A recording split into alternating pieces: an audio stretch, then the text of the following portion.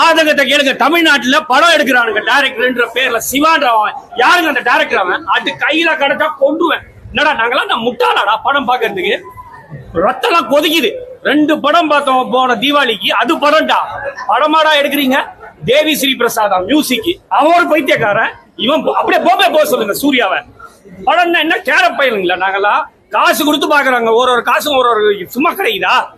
பைத்தியகாரத்தனமா படம் விஷுவலும் இல்ல, எஃபெக்டும் இல்ல, ஒரு மண்ணாங்கட்டி இல்ல. பாட்டு பிடிச்சா உங்களுக்கு சார்?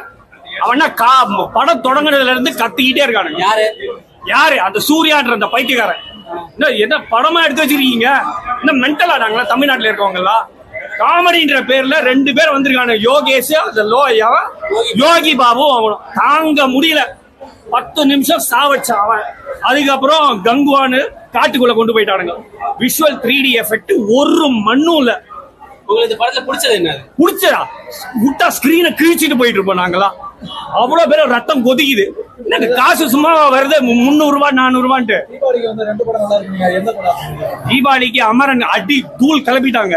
என்ன படம்? படம் மேக்கிங்ல இருக்கணும். படம் பார்க்கணும், காசு கொடுத்து படம் பார்க்கும்போது ஒரு த்ரில் இருக்கணும், ஒரு நியாயம் வேணும். ஒண்ணுமே இல்லாம எதிர்பார்த்து போனீங்க. இந்த படத்துல என்ன எதிர்பார்த்து சார்? நல்ல 3D படம்னு சொல்லி உள்ள போனேன் சார்.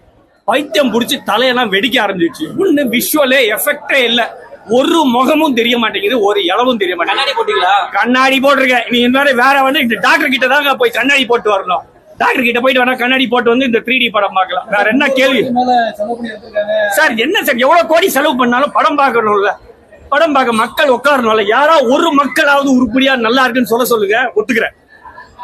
இந்த படமா இது இந்த மாதிரி என்னது? நானும் ஒரு சினிமா சம்பந்தப்பட்டவன் தாங்க.